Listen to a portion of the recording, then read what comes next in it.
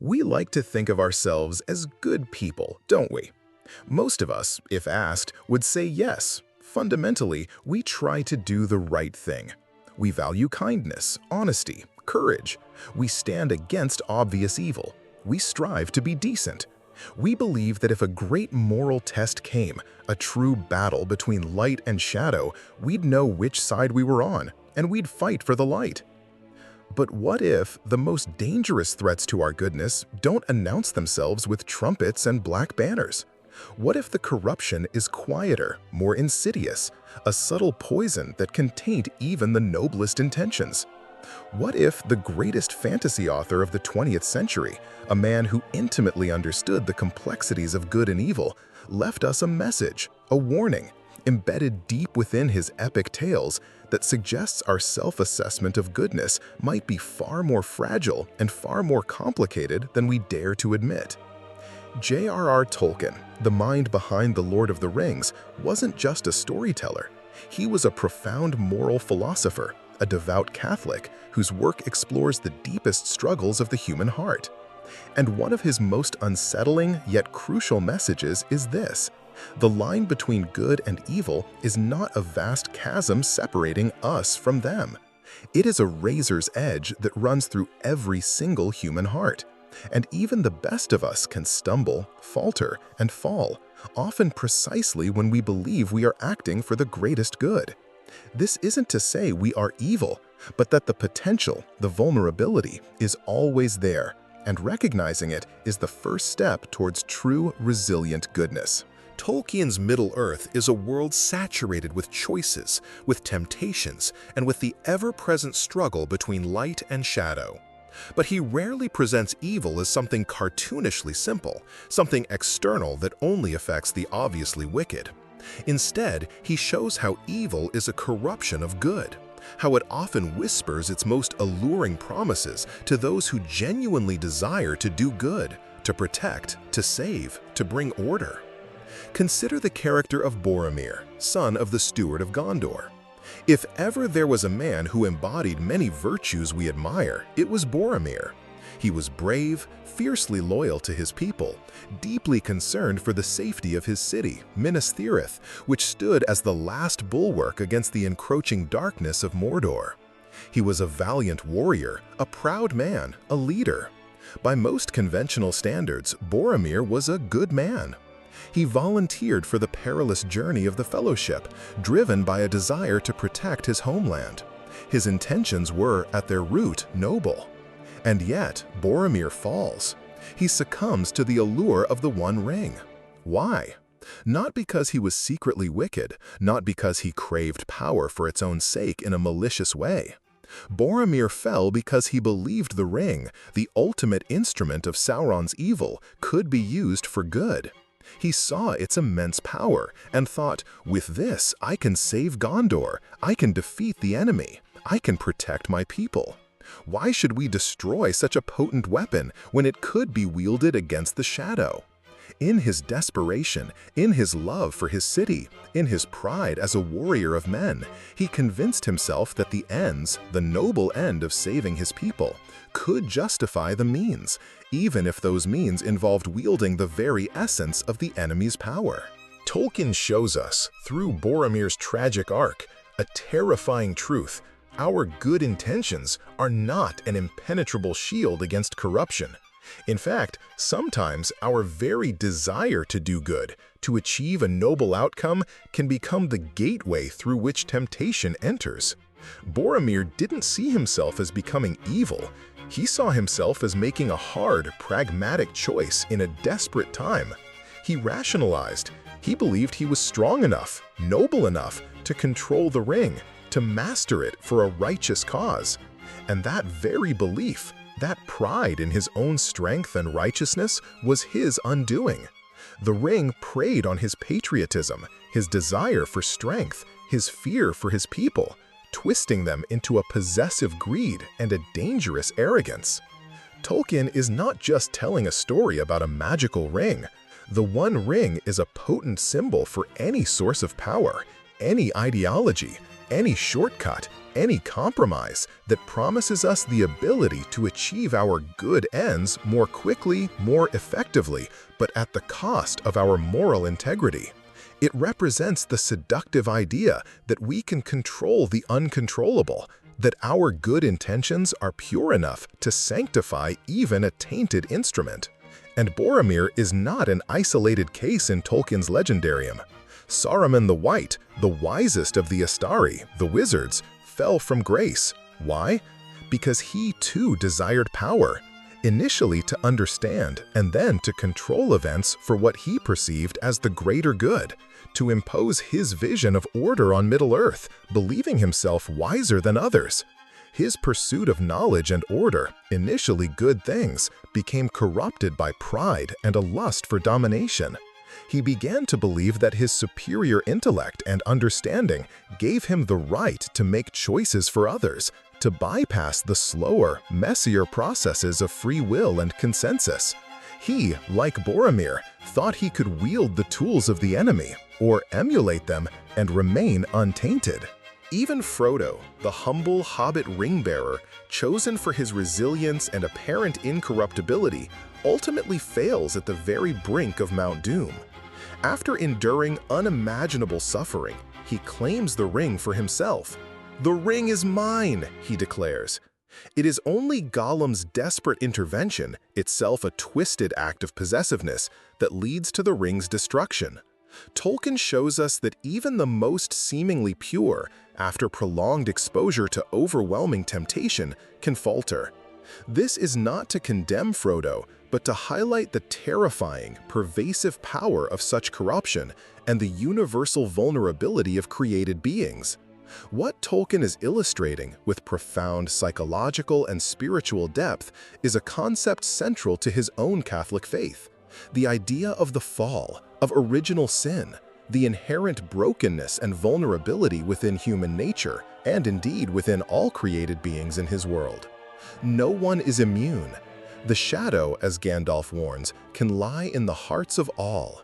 It's not about being inherently bad, but about having an inherent propensity to be tempted, to prioritize self, to rationalize, to believe our own judgment is supreme, especially when we feel threatened, desperate, or convinced of our own righteousness. So, when the title says, "You thought you were a good person, this might prove you're not," it's not saying you are secretly a villain. It's inviting a deeper, more uncomfortable self-examination, a Tolkienian look into the mirror. It's asking, are there rings of power in my own life? Are there areas where my good intentions, my desire to help, to fix, to control for a good outcome, might be leading me down a dangerous path of compromise, self-deception, or subtle pride? This message from Middle-earth isn't confined to a fantasy realm of orcs and elves. It resonates powerfully in our own ordinary and extraordinary lives. How many times do we, with the best of intentions, find ourselves acting in ways that, under scrutiny, might not be so purely good? Maybe you're thinking, I'm not trying to wield a Dark Lord's ring. I just want what's best for my family, my community, my work. And that's precisely where Tolkien's warning becomes so relevant. Consider these everyday Boromir moments or Saruman tendencies. The "for their own good" trap. In our relationships with children, spouses, friends, colleagues, how often do we try to control or manipulate a situation for their own good? We might withhold information, pressure them into a decision, or override their autonomy because we believe we know better. Our intention might be protection or guidance, but the method can become subtly coercive, diminishing the other person's freedom and agency. We believe our good motive sanctifies our controlling actions. The fortress of self-righteousness. In arguments, debates, or ideological conflicts, how easy is it to become so convinced of our own goodness and the rightness of our cause that we dehumanize or dismiss those who disagree? We might resort to mockery, misrepresentation, or shutting down dialogue, all while telling ourselves we are fighting for truth and justice. Our passion for a good cause can curdle into an arrogant self-righteousness that refuses to listen, to empathize, or to acknowledge any validity in opposing views. We become the hero of our own story, and everyone else who differs is cast as a villain or a fool. Cutting ethical corners for the greater good. In our careers, businesses, or even volunteer work, there can be immense pressure to achieve results. Sometimes this leads to the temptation to cut ethical corners, to bend the rules, to tell small lies, or to exploit a situation, all justified by the belief that it serves a greater good, saving the company, securing a vital project, helping more people in the long run. Like Boromir eyeing the ring, we see a powerful shortcut, and our good ultimate goal makes the dubious means seem acceptable, even necessary. The subtle corruption of small compromises. Tolkien understood that evil rarely arrives as a full-blown monstrosity. It often begins with small, seemingly insignificant compromises. A little bit of gossip to feel included, a slight exaggeration to make ourselves look better, looking the other way at a minor injustice because it's inconvenient to speak up. Each small step can erode our moral foundation, making the next, larger compromise easier. We tell ourselves it's not a big deal, but the cumulative effect can be a slow drift away from our professed values. This is akin to the ring's subtle growing influence, a gradual darkening of the heart. The danger of believing our intentions are enough. Perhaps the most pervasive echo of Boromir's downfall is the common assumption that as long as our intentions are good, our actions are largely excusable. I didn't mean to hurt anyone, I was only trying to help. While intentions matter, Tolkien shows that they are not the sole determinant of moral action. Unexamined intentions, particularly when coupled with pride or a desire for power, even power to do good, can lead to disastrous outcomes. The road to hell, as the old adage goes, is paved with good intentions. Tolkien would likely add that many who paved it thought they were building a highway to heaven. Tolkien's antidote to this subtle slide is not despair, but a profound humility. It's the humility of Frodo and Sam, who understand their smallness and their dependence on others and on a power beyond themselves. It's the wisdom of Gandalf, who refuses the ring precisely because he knows its power would corrupt him, despite his wisdom and good intentions. "Do not tempt me," he cries, "for I do not wish to become like the Dark Lord himself. Yet the way of the ring to my heart is by pity for weakness, and the desire of strength to do good." This self-awareness, this recognition of one's own vulnerability is key. The message, therefore, is not that you are secretly evil. It's that the potential for self-deception, for pride to warp good intentions, for the desire for control to lead us astray is woven into our very fabric. True goodness, in a Tolkienian sense, involves regularly examining our motives, not just our outward actions, asking, why am I really doing this? Is there pride here, fear, a desire for control? Humility, acknowledging our fallibility and our limitations, understanding that we don't always know best and that even our purest intentions can be mixed with less noble impulses. Seeking counsel and community. The fellowship was crucial.